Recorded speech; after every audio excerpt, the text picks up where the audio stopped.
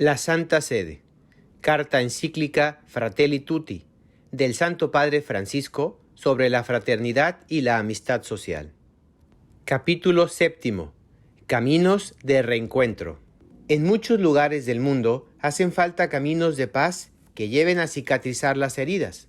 Se necesitan artesanos de paz dispuestos a generar procesos de sanación y de reencuentro con ingenio y audacia. Recomenzar desde la verdad. Reencuentro no significa volver a un momento anterior a los conflictos. Con el tiempo todos hemos cambiado. El dolor y los enfrentamientos nos han transformado. Además, ya no hay lugar para diplomacias vacías, para disímulos, para dobles discursos, para ocultamientos, para buenos modales que esconden la realidad. Los que han estado duramente enfrentados conversan desde la verdad clara y desnuda. Les hace falta aprender a cultivar una memoria penitencial capaz de asumir el pasado para liberar el futuro de las propias insatisfacciones, confusiones o proyecciones. Solo desde la verdad histórica de los hechos podrán hacer el esfuerzo perseverante y largo de comprenderse mutuamente y de intentar una nueva síntesis para el bien de todos. La realidad es que el proceso de paz es un compromiso constante en el tiempo. Es un trabajo paciente que busca la verdad y la justicia, que honra la memoria de las víctimas y que se abre paso a paso a una esperanza común más fuerte que la venganza. Como dijeron los obispos del Congo con respecto a un conflicto que se repite, los acuerdos de paz en los papeles nunca serán suficientes. Será necesario ir más lejos, integrando la exigencia de verdad sobre los orígenes de esta crisis recurrente. El pueblo tiene el derecho de saber qué pasó. En efecto, la verdad es una compañera inseparable de la justicia y de la misericordia. Las tres juntas son esenciales para construir la paz y, por otra parte, cada una de ellas impide que las otras sean alteradas. La verdad no debe, de hecho, conducir a la venganza, sino más bien a la reconciliación y al perdón. Verdad es contar a las familias desgarradas por el dolor lo que ha ocurrido con sus parientes desaparecidos. Verdad es confesar qué pasó con los menores de edad reclutados por los actores violentos. Verdad es reconocer el dolor de las mujeres víctimas de violencia y de abusos. Cada violencia cometida contra un ser humano es una herida en la carne de la humanidad. Cada muerte violenta nos disminuye como personas. La violencia engendra violencia, el odio engendra más odio y la muerte más muerte. Tenemos que romper esa cadena que se presenta como ineludible. La arquitectura y la artesanía de la paz. El camino hacia la paz no implica homogeneizar la sociedad, pero sí nos permite trabajar juntos. Puede unir a muchos en pos de búsquedas comunes donde todos ganan.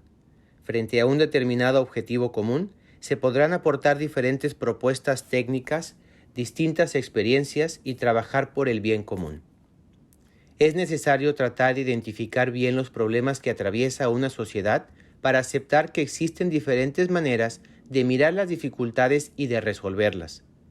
El camino hacia una mejor convivencia implica siempre reconocer la posibilidad que el otro aporte una perspectiva legítima, o al menos en parte, algo que pueda ser rescatado, aun cuando se haya equivocado o haya actuado mal. Porque nunca se debe encasillar al otro por lo que pudo decir o hacer, sino que debe ser considerado por la promesa que lleva dentro de él, promesa que deja siempre un resquicio de esperanza. Como enseñaron los obispos de Sudáfrica, la verdadera reconciliación se alcanza de manera proactiva, formando una nueva sociedad basada en el servicio a los demás más que en el deseo de dominar. Una sociedad basada en compartir con otros lo que uno posee, más que en la lucha egoísta de cada uno por la mayor riqueza posible. Una sociedad en la que el valor de estar juntos como seres humanos es definitivamente más importante que cualquier grupo menor, sea este la familia, la nación, la raza o la cultura. Los obispos de Corea del Sur señalaron que una verdadera paz solo puede lograrse cuando luchamos por la justicia a través del diálogo, persiguiendo la reconciliación y el desarrollo mutuo. El esfuerzo duro por superar lo que nos divide sin perder la identidad de cada uno supone que en todos permanezca vivo un básico sentimiento de pertenencia, porque nuestra sociedad gana cuando cada persona, cada grupo social, se siente verdaderamente en casa.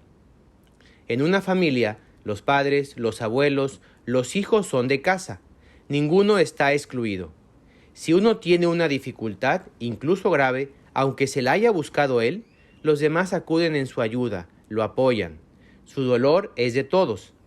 En las familias todos contribuyen al proyecto común. Todos trabajan por el bien común, pero sin anular al individuo. Al contrario, lo sostienen, lo promueven. Se pelean, pero hay algo que no se mueve, es el lazo familiar. Las peleas de familia son reconciliaciones después. Las alegrías y las penas de cada uno son asumidas por todos. Eso sí es ser familia. Si pudiéramos lograr ver al oponente político o al vecino de casa con los mismos ojos que a los hijos, esposas, esposos, padres o madres, qué bueno sería. ¿Amamos nuestra sociedad o sigue siendo algo lejano, algo anónimo, que no nos involucra, no nos mete, no nos compromete? Muchas veces es muy necesario negociar y así desarrollar cauces concretos para la paz. Pero los procesos efectivos de una paz duradera son ante todo transformaciones artesanales obradas por los pueblos, donde cada ser humano puede ser un fermento eficaz con su estilo de vida cotidiana. Las grandes transformaciones no son fabricadas en escritorios o despachos. Entonces cada uno juega un papel fundamental en un único proyecto creador para escribir una nueva página de la historia, una página llena de esperanza, llena de paz, llena de reconciliación. Hay una arquitectura de la paz, donde intervienen las diversas instituciones de la sociedad, cada una desde su competencia, pero hay también una artesanía de la paz que nos involucra a todos. A partir de diversos procesos de paz que se desarrollan en distintos lugares del mundo, hemos aprendido que estos caminos de pacificación, de primacía de la razón sobre la venganza, de delicada armonía entre la política y el derecho, no pueden obviar los procesos de la gente. No se alcanzan con el diseño de marcos normativos y arreglos institucionales entre grupos políticos o económicos de buena voluntad. Además, siempre es rico incorporar en nuestros procesos de paz la experiencia de sectores que en muchas ocasiones han sido invisibilizados para que sean precisamente las comunidades quienes coloreen los procesos de memoria colectiva. No hay punto final en la construcción de la paz social de un país, sino que es una tarea que no da tregua y que exige el compromiso de todos. Trabajo que nos pide no decaer el esfuerzo por construir unidad de la nación y a pesar de los obstáculos, diferencias y distintos enfoques sobre la manera de lograr la convivencia pacífica, persistir en la lucha para favorecer la cultura del encuentro, que exige colocar en el centro de toda acción política, social y económica a la persona humana, su altísima dignidad y el respeto por el bien común. Que este esfuerzo nos haga huir de toda tentación de venganza y búsqueda de intereses solo particulares y a corto plazo. Las manifestaciones públicas violentas de un lado o de otro no ayudan a encontrar caminos de salida, sobre todo porque, como bien han señalado los obispos de Colombia, cuando se alientan movilizaciones ciudadanas no siempre aparecen claros sus orígenes y objetivos. Hay ciertas formas de manipulación política y se han percibido apropiaciones a favor de intereses particulares. Sobre todo con los últimos. La procura de la amistad social no implica solamente el acercamiento entre grupos sociales distanciados a partir de algún periodo conflictivo de la historia, sino también la búsqueda de un reencuentro con los sectores más empobrecidos y vulnerables. La paz no solo es ausencia de guerra, sino el compromiso incansable, especialmente de aquellos que ocupan un cargo de más amplia responsabilidad, de reconocer, garantizar y reconstruir concretamente la dignidad tantas veces olvidada o ignorada de hermanos nuestros, para que puedan sentirse los principales protagonistas del destino de su nación. Frecuentemente se ha ofendido a los últimos de la sociedad con generalizaciones injustas. Si a veces los más pobres y los descartados reaccionan con actitudes que parecen antisociales, es importante entender que muchas veces Esas reacciones tienen que ver con una historia de menosprecio y de falta de inclusión social. Como enseñaron los obispos latinoamericanos, solo la cercanía que nos hace amigos nos permite apreciar profundamente los valores de los pobres de hoy, sus legítimos anhelos y su modo propio de vivir la fe. La opción por los pobres debe conducirnos a la amistad con los pobres. Quienes pretenden pacificar a una sociedad no deben olvidar que la inequidad y la falta de un desarrollo humano integral no permiten generar paz. En efecto, sin igualdad de oportunidades, las diversas formas de agresión y de guerra encontrarán un caldo de cultivo que tarde o temprano provocará su explosión. Cuando la sociedad local, nacional o mundial abandona en la periferia una parte de sí misma, no habrá programas políticos ni recursos policiales o de inteligencia que puedan asegurar indefinidamente la tranquilidad. Si hay que volver a empezar, siempre será desde los últimos. El valor y el sentido del perdón. Algunos prefieren no hablar de reconciliación porque entienden que el conflicto, la violencia y las rupturas son parte del funcionamiento normal de una sociedad. De hecho, en cualquier grupo humano hay luchas de poder más o menos sutiles entre distintos sectores. Otros sostienen que dar lugar al perdón es ceder el propio espacio para que otros dominen la situación. Por eso consideran que es mejor mantener un juego de poder que permita sostener un equilibrio de fuerzas entre los distintos grupos. Otros creen que la reconciliación es cosa de débiles, que no son capaces de un diálogo hasta el fondo, y por eso optan por escapar de los problemas disimulando las injusticias. Incapaces de enfrentar los problemas, eligen una paz aparente. El conflicto inevitable. El perdón y la reconciliación son temas fuertemente acentuados en el cristianismo y de diversas formas en otras religiones. El riesgo está en no comprender adecuadamente las convicciones creyentes y presentarlas de tal modo que terminen alimentando el fatalismo, la inercia o la injusticia, o por otro lado, la intolerancia y la violencia. Jesucristo nunca invitó a fomentar la violencia o la intolerancia. Él mismo condenaba abiertamente el uso de la fuerza para imponerse a los demás. Ustedes saben que los jefes de las naciones las someten y los poderosos las dominan. Entre ustedes no debe ser así. Por otra parte, el Evangelio pide perdonar 70 veces 7 y pone el ejemplo del servidor despiadado que fue perdonado, pero él a su vez no fue capaz de perdonar a otro. Si leemos otros textos del Nuevo Testamento, podemos advertir que de hecho, las comunidades primitivas, inmersas en un mundo pagano desbordado de corrupción y desviaciones, vivían un sentido de paciencia, tolerancia, comprensión. Algunos textos son muy claros al respecto. Se invita a reprender a los adversarios con dulzura, o se exhorta que no injurien a nadie ni sean agresivos sino amables, demostrando una gran humildad con todo el mundo. Porque nosotros también antes éramos detestables. El libro de los Hechos de los Apóstoles afirma que los discípulos, perseguidos por algunas autoridades, gozaban de la estima de todo el pueblo. Sin embargo, cuando reflexionamos acerca del perdón, de la paz y de la concordia social, nos encontramos con una expresión de Jesucristo que nos sorprende. No piensen que vine a traer paz a la tierra. No vine a traer paz, sino espada. Vine a enfrentar al hijo contra su padre, a la hija contra su madre, a la nuera contra su suegra, y así, los enemigos de cada uno serán los de su propia familia. Es importante situarla en el contexto del capítulo donde está inserta. Allí queda claro que el tema del que se está hablando es el de la fidelidad a la propia opción, sin avergonzarse, aunque eso acarree contrariedades y aunque los seres queridos se opongan a dicha opción. Por lo tanto, dichas palabras no invitan a buscar conflictos, sino simplemente a soportar el conflicto inevitable para que el respeto humano no lleve a faltar a la fidelidad en pos de una supuesta paz familiar o social. San Juan Pablo II ha dicho que la Iglesia no pretende condenar todas y cada una de las formas de conflictividad social. La Iglesia sabe muy bien que a lo largo de la historia surgen inevitablemente los conflictos de intereses entre diversos grupos sociales y que frente a ellos el cristiano no pocas veces debe pronunciarse con coherencia y decisión. Las luchas legítimas y el perdón. No se trata de proponer un perdón renunciando a los propios derechos ante un poderoso corrupto, ante un criminal o ante alguien que degrada nuestra dignidad.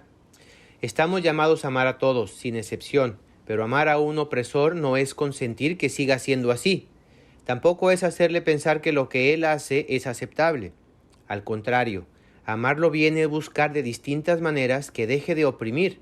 Es quitarle ese poder que no sabe utilizar y que lo desfigura como ser humano. Perdonar no quiere decir permitir que sigan pisoteando la propia dignidad y la de los demás, o dejar que un criminal continúe haciendo daño. Quien sufre la injusticia tiene que defender con fuerza sus derechos y los de su familia, precisamente porque debe preservar la dignidad que se le ha dado, una dignidad que Dios ama.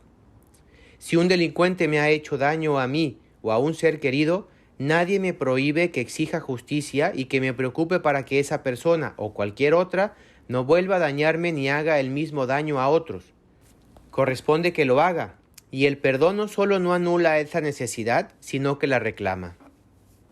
La clave está en no hacerlo para alimentar una ira que enferme el alma personal y el alma de nuestro pueblo, o por una necesidad enfermiza de destruir al otro que desata una carrera de venganza. Nadie alcanza la paz interior ni se reconcilia con la vida de esa manera. La verdad es que ninguna familia, ningún grupo de vecinos o una etnia, menos un país, tiene futuro si el motor que los une, convoca y tapa las diferencias es la venganza y el odio. No podemos ponernos de acuerdo y unirnos para vengarnos, para hacerle al que fue violento lo mismo que él nos hizo, para planificar ocasiones de desquite bajo formas aparentemente legales. Así no se gana nada y a la larga se pierde todo. Es cierto que no es tarea fácil superar el amargo legado de injusticia, hostilidad y desconfianza que dejó el conflicto. Esto solo se puede conseguir venciendo el mal con el bien y mediante el cultivo de las virtudes que favorezcan la reconciliación, la solidaridad y la paz. De ese modo, quien cultiva la bondad en su interior recibe a cambio una conciencia tranquila, una alegría profunda aún en medio de las dificultades y de las incomprensiones. Incluso ante la ofensa recibida, la bondad no es debilidad, sino auténtica fuerza, capaz de renunciar a la venganza. Es necesario reconocer en la propia vida que también ese duro juicio que albergo en mi corazón contra mi hermano o mi hermana, esa herida no curada, ese mal no perdonado, ese rencor que solo me hará daño, es un pedazo de guerra que llevo dentro, es un fuego en el corazón que hay que apagar para que no se convierta en un incendio. La verdadera superación. Cuando los conflictos no se resuelven sino que se esconden o se entierran en el pasado, hay silencios que pueden significar volverse cómplices de graves errores y pecados. Pero la verdadera reconciliación no escapa del conflicto, sino que se logra en el conflicto, superándolo a través del diálogo y de la negociación transparente, sincera y paciente. La lucha entre diversos sectores, siempre que se abstenga de enemistades y de odio mutuo, insensiblemente se convierte en una honesta discusión fundada en el amor a la justicia. Reiteradas veces propuse un principio que es indispensable para construir la amistad social. La unidad es superior al conflicto. No es apostar por un sincretismo ni por la absorción de uno en el otro, sino por la resolución en un plano superior que conserva en sí las virtudes valiosas de las polaridades en pugna. Sabemos bien que cada vez que las personas y las comunidades aprendamos a apuntar más alto de nosotros mismos y de nuestros intereses particulares, la comprensión y el compromiso mutuo se transforman.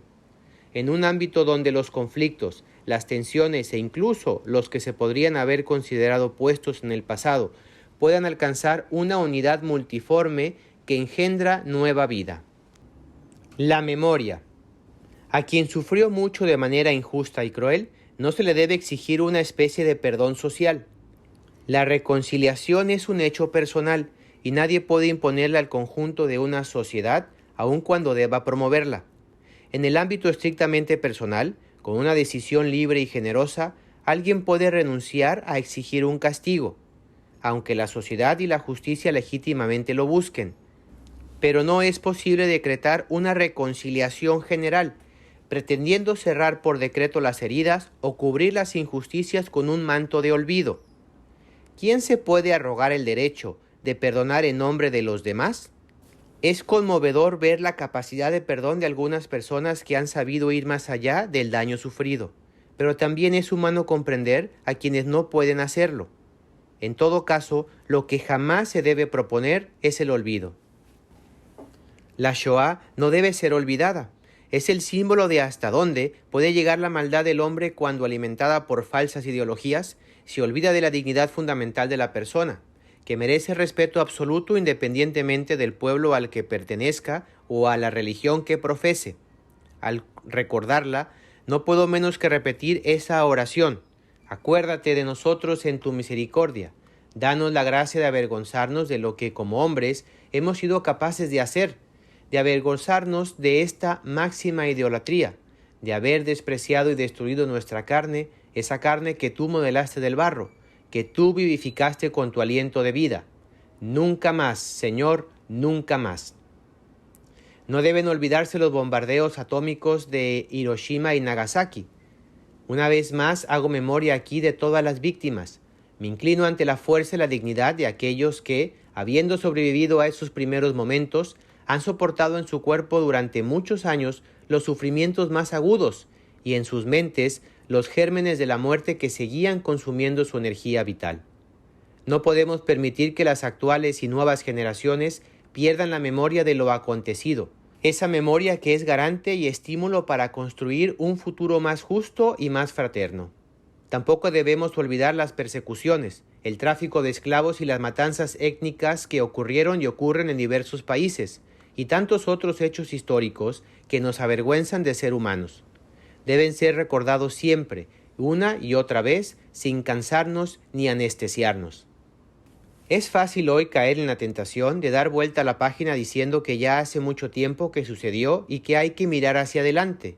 No, por Dios, nunca se avanza sin memoria, no se evoluciona sin una memoria íntegra y luminosa. Necesitamos mantener viva la llamada de la conciencia colectiva, testificando a las generaciones venideras el horror de lo que sucedió. Despierta y preserva de esta manera el recuerdo de las víctimas, para que la conciencia humana se fortalezca cada vez más contra todo deseo de dominación y destrucción. Lo necesitan las mismas víctimas, personas, grupos sociales o naciones, para no ceder a la lógica que lleva a justificar las represalias y cualquier tipo de violencia en nombre del enorme mal que han sufrido.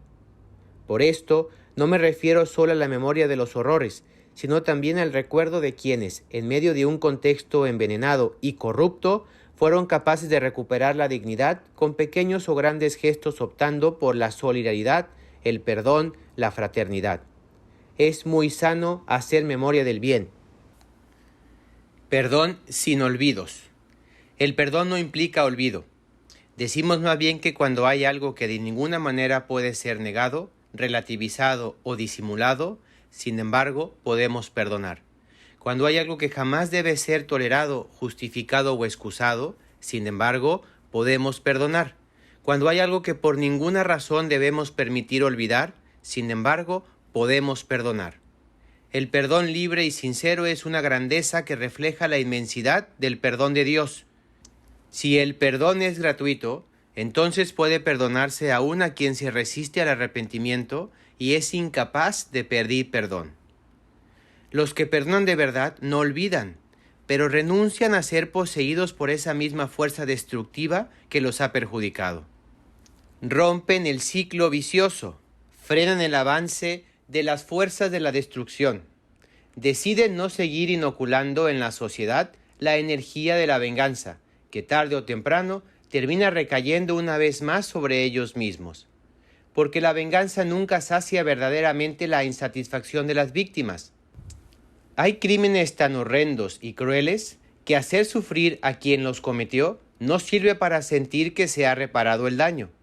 Ni siquiera bastaría matar al criminal, ni se podrían encontrar torturas que se equiparen a lo que pudo haber sufrido la víctima. La venganza no resuelve nada. Tampoco estamos hablando de impunidad, pero la justicia solo se busca adecuadamente por amor a la justicia misma, por respeto a las víctimas, para prevenir nuevos crímenes y en orden a preservar el bien común, no como una supuesta descarga de la propia ira. El perdón es precisamente lo que permite buscar la justicia sin caer en el círculo vicioso de la venganza ni en la injusticia del olvido. Cuando hubo injusticias mutuas, cabe reconocer con claridad que pueden no haber tenido la misma gravedad o que no sean comparables. La violencia ejercida desde las estructuras y el poder del Estado no están en el mismo nivel de la violencia de grupos particulares. De todos modos, no se puede pretender que solo se recuerden los sufrimientos injustos de una sola de las partes. Como enseñaron los obispos de Croacia, nosotros debemos a toda víctima inocente el mismo respeto. No puede haber aquí diferencias raciales, confesionales, nacionales o políticas. Pido a Dios que prepare nuestros corazones al encuentro con los hermanos más allá de las diferencias de ideas, lengua, cultura, religión. Que unja todo nuestro ser con el aceite de la misericordia, que cura las heridas de los errores, de las incomprensiones, de las controversias.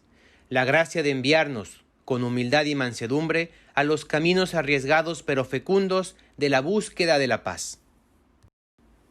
La guerra y la pena de muerte.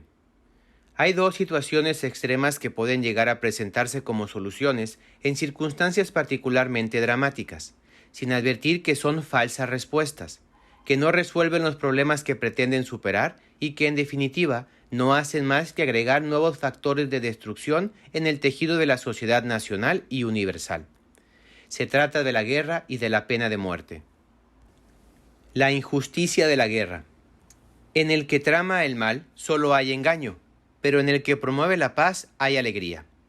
Sin embargo, hay quienes buscan soluciones en la guerra, que frecuentemente se nutre de la pervención de las relaciones, de ambiciones hegemónicas, de abusos de poder, del miedo al otro y a la diferencia vista como un obstáculo. La guerra no es un fantasma del pasado, sino que se ha convertido en una amenaza constante. El mundo está encontrando cada vez más dificultad en el lento camino de la paz, que había emprendido y que comienza a dar algunos frutos. Puesto que se están creando nuevamente las condiciones para la proliferación de guerras, recuerdo que la guerra es la negación de todos los derechos y una dramática agresión al ambiente. Si se quiere un verdadero desarrollo humano integral para todos, se debe continuar incansablemente con la tarea de evitar la guerra entre las naciones y los pueblos. Para tal fin, hay que asegurar el imperio incontestado del derecho y el infatigable recurso a la negociación, a los buenos oficios y al arbitraje, como propone la Carta de las Naciones Unidas, verdadera norma jurídica fundamental. Quiero destacar que los 75 años de las Naciones Unidas y la experiencia de los primeros 20 años de este milenio muestran que la plena aplicación de las normas internacionales es realmente eficaz y que su incumplimiento es nocivo.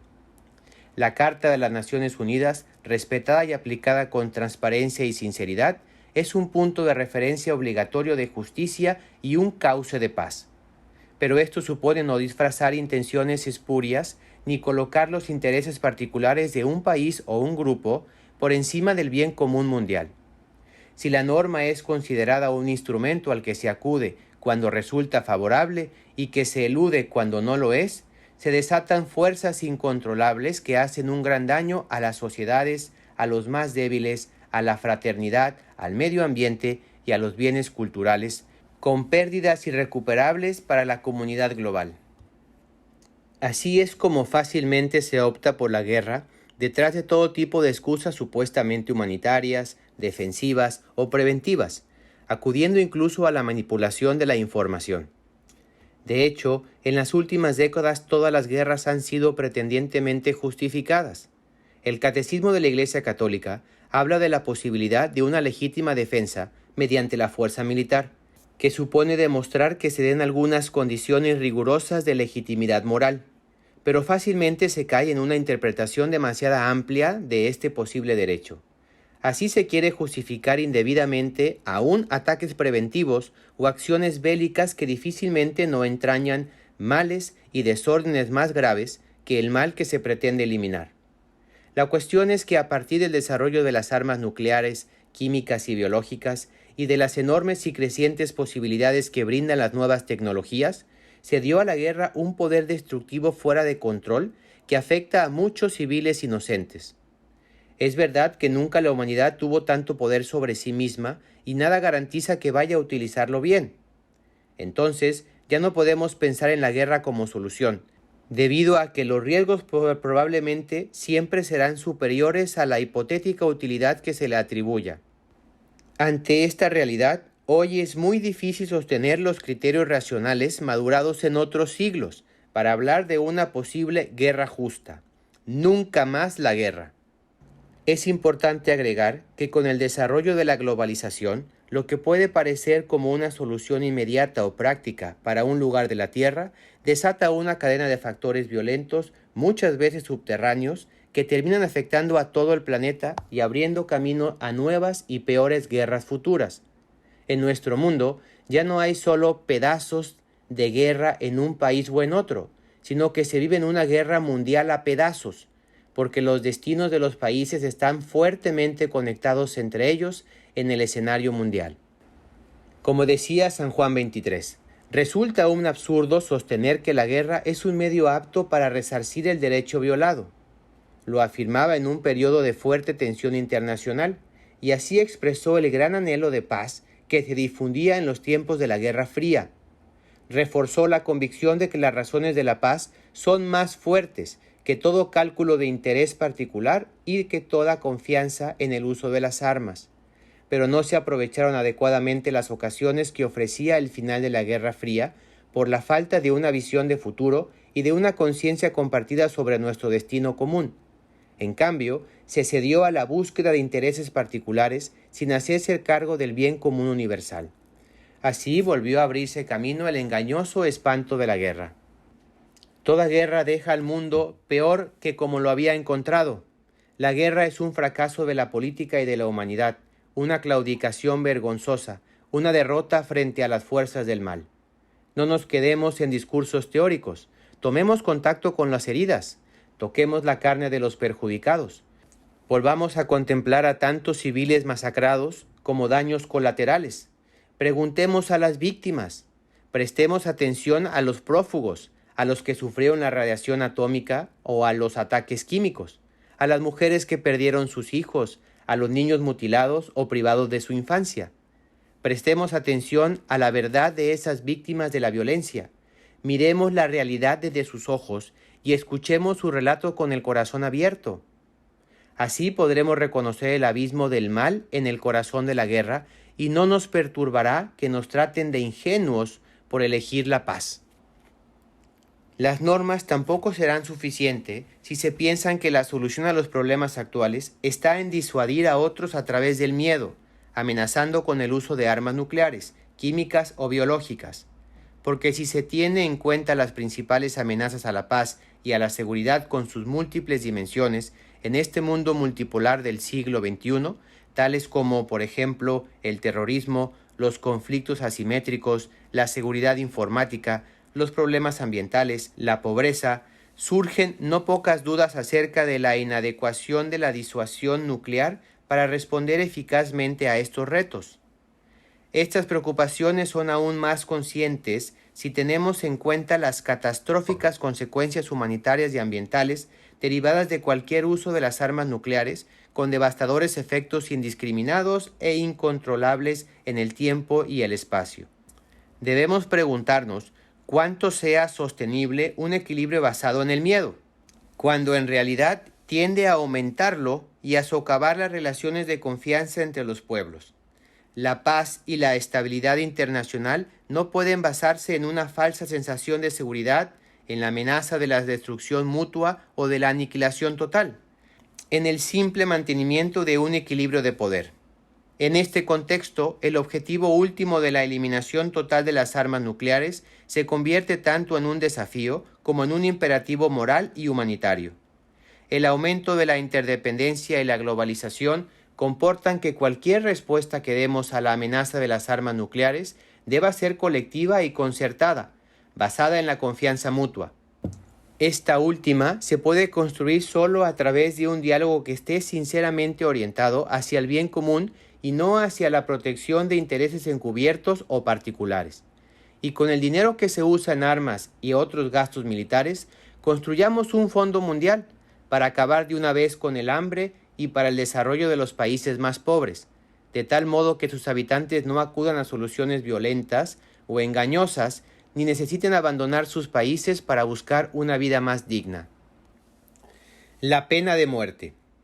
Hay otra manera de hacer desaparecer al otro, que no se dirige a países sino a personas. Es la pena de muerte. San Juan Pablo II declaró de manera clara y firme que esta es inadecuada en el ámbito moral y ya no es necesaria en el ámbito penal. No es posible pensar en una marcha atrás con respecto a esta postura. Hoy decimos con claridad que la pena de muerte es inadmisible, y la Iglesia se compromete con determinación para proponer que sea abolida en todo el mundo. En el Nuevo Testamento, al tiempo que se pide a los particulares no tomar la justicia por cuenta propia, se reconoce la necesidad de que las autoridades impongan penas a los que obran el mal. En efecto, la vida en común estructurada en torno a comunidades organizadas necesita normas de convivencia cuya libre violación requiera una respuesta adecuada. Esto implica que la autoridad pública legítima pueda y deba conminar penas proporcionadas a la gravedad de los delitos, que se garantice al Poder Judicial la independencia necesaria en el ámbito de la ley. Desde los primeros siglos de la Iglesia, algunos se manifestaron claramente contrarios a la pena capital. Por ejemplo, Lactancio sostenía que no hay que hacer ninguna distinción. Siempre será criminal matar a un hombre. El Papa Nicolás I exhortaba: esfuércense por liberar de la pena de muerte no solo a cada uno de los inocentes, sino también a todos los culpables. Con ocasión del juicio contra unos homicidas que habían asesinado a 2 sacerdotes, San Agustín pedía al juez que no quitara la vida a los asesinos, y lo formulaba de esta manera: con esto no impedimos que se reprima la licencia criminal de esos malhechores. Queremos que se conserven vivos y con todos sus miembros, que sea suficiente dirigirlos por la presión de las leyes de su loca inquietud al reposo de la salud, o bien que se les ocupe en alguna tarea útil, una vez apartados de sus perversas acciones. También esto se llama condena, pero todos entenderán que se trata de un beneficio más bien que de un suplicio, al ver que no se suelta la rienda a su audacia para dañar ni se les impide la medicina del arrepentimiento. Encolorízate contra la iniquidad, de modo que no te olvides de la humanidad. No satisfagas contra las atrocidades de los pecadores un apetito de venganza, sino más bien haz intención de curar las llagas de esos pecadores. Los miedos y los rencores fácilmente llevan a entender las penas de una manera vindicativa, cuando no cruel, en lugar de entenderlas como parte de un proceso de sanación y de reinserción en la sociedad. Hoy, tanto por parte de algunos sectores de la política como por parte de algunos medios de comunicación, se incita algunas veces a la violencia y a la venganza, pública y privada, no solo contra quienes son responsables de haber cometido delitos, sino también contra quienes caen la sospecha, fundada o no, de no haber cumplido la ley. Existe la tendencia a construir deliberadamente enemigos, figuras estereotipadas que concretan en sí mismas todas las características que la sociedad percibe o interpreta como peligrosas. Los mecanismos de formación de estas imágenes son los mismos que en su momento permitieron la expansión de las ideas racistas. Esto ha vuelto particularmente riesgosa la costumbre creciente que existe en algunos países de acudir a prisiones preventivas, a reclusiones sin juicio y especialmente a la pena de muerte. Quiero remarcar que es imposible imaginar que hoy los estados no puedan disponer de otro medio que no sea la pena capital para defender la vida de otras personas del agresor injusto.